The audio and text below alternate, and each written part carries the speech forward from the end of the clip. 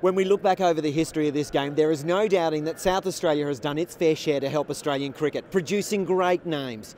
How many can you think of?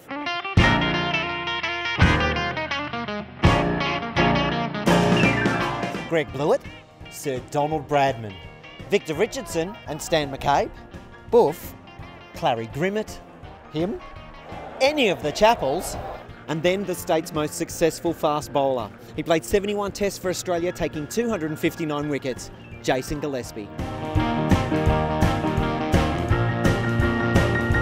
Dizzy represented Australia from '96 to 2006 and today was honoured with the unveiling of his statue. It's something you don't expect in your career to be honoured in this way.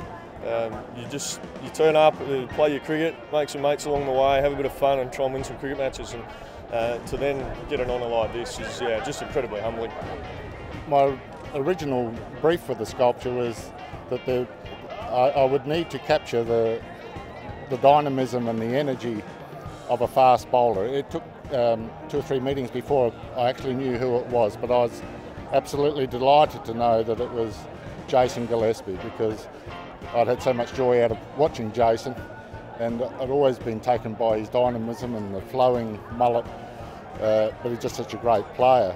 And he also presented from a sculptural point of view this magnificent opportunity to capture all of those elements of movement, dance and energy.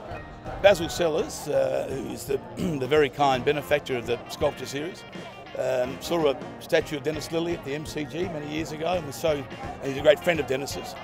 And he was so taken with it, he did 12 statues at the Sydney Cricket Ground and approached SACA with this idea to do this series here. Obviously happy he trimmed my nose back a little bit, Ken, so I was really pleased about that. They can change the grandstand, they can do all that, but it's stuck here forever. So I don't know how people around the ground will like that, seeing my ugly mug every day, but I'll just have to put up with it.